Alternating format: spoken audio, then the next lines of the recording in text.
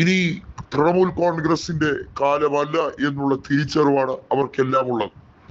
മിമി ചക്രവർത്തിയും നുസ്രത് ജഹാനും ഒക്കെ കോൺഗ്രസിലേക്ക് അഭയം പ്രാപിക്കുന്ന ഒരു സമയം. ബംഗാളിലെ ന്യൂനപക്ഷം, പ്രത്യേകിച്ച് മുസ്ലിം വിഭാഗങ്ങളൊക്കെ കൃത്യമായി BJPയുടെ ഈ അവിചാരിതമായ മുന്നേറ്റം അത് കൃത്യമായി വീക്ഷിച്ചുകൊണ്ടിരിക്കുന്നു. അവിടെയുള്ള തൃണമൂൽ കോൺഗ്രസിന്റെ വോട്ട് ബാങ്കിൽ വലിയ വിള്ളലുണ്ടാകുന്നു. തൃണമൂൽ കോൺഗ്രസ് എന്ന പാർട്ടി അത് പരിപൂർണമായി തകർന്നടിയുന്ന വക്കിലേക്ക് എത്തി നിൽക്കുമ്പോൾ കോൺഗ്രസ് അല്ലാതെ മറ്റൊരു രക്ഷയുമില്ല. ഇടത് പാർട്ടികൾ വലിയ രീതിയിൽ എന്തൊക്കെയോ മുന്നേറ്റമുണ്ടാക്കും എന്ന് കൊട്ടിഘോഷിക്കാൻ ഇടത് സൈബർ ലോകവും ഇടത് മീഡിയകളും ശ്രമിക്കുന്നുണ്ടെങ്കിലും വാസ്തവത്തിൽ അതല്ല സത്യം. അവിടെ ബംഗാളിൽ താൽക്കാലികമായ ഒരു പ്രതിപക്ഷം എന്ന് പറയാൻ ഇപ്പോഴും തൃണമൂൽ കോൺഗ്രസ് തന്നെയാണ് ഉള്ളത്. എങ്കിലും തൃണമൂൽ കോൺഗ്രസ് പിളർന്ന് നാമാവിശേഷമാകുന്ന രീതിയിലേക്ക് പോകുമ്പോൾ മഹുവ മൊയ്ത്ര അടക്കമുള്ളവർ തീർച്ചയായും പുതിയ മേച്ചിൽപ്പുറം അന്വേഷിക്കും.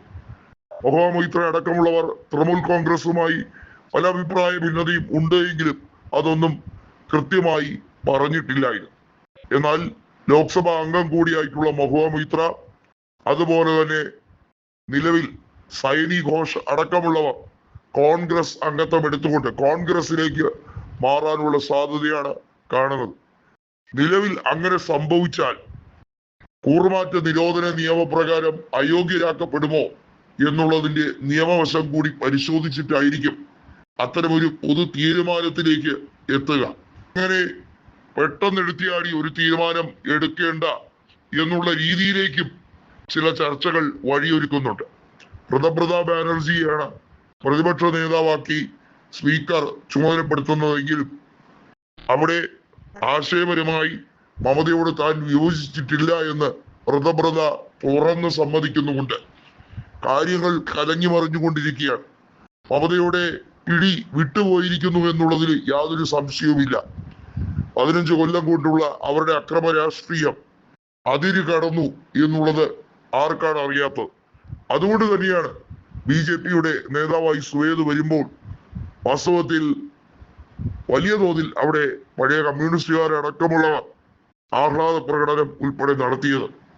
പക്ഷെ മനസ്സിലാക്കേണ്ടത് തൃണമൂൽ വെന്ത് വെണ്ണീറായി എന്ന് പറഞ്ഞാൽ അതിന്റെ അർത്ഥം ആ സംസ്ഥാനത്ത് പ്രതിപക്ഷമില്ല എന്നുള്ള അർത്ഥം വരുന്നില്ല. ഒരു ഇന്റഗ്രേഷൻ, ഒരു മാസ് ഇന്റഗ്രേഷനിലേക്ക് പ്രതിപക്ഷം എത്തിച്ചേരാൻ ഒരുപക്ഷെ സമയം കുറച്ച് എടുത്തെന്ന് വരാം. അതിനപ്പുറത്തേക്ക് ബംഗാളിൽ ശക്തമായ ഒരു വ്യതിചലനം ഉണ്ടാകാനുള്ള എല്ലാ സാധ്യതയുമുണ്ട്.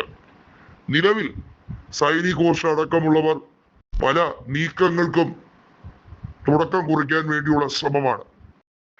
മമതയുടെ ഏറ്റവും വിശ്വസ്തരായിട്ടുള്ള കല്യാൺ ബാനർജി അടക്കമുള്ളവർ തൃണമൂൽ കോൺഗ്രസിൽ ഉറച്ചു നിൽക്കുമ്പോഴും ഇപ്പോഴത്തെ ചോദ്യം ഈ പിളർപ്പ് BJPക്ക് എത്ര എംപിമാര് നൽകും എന്നത് തന്നെയാണ്.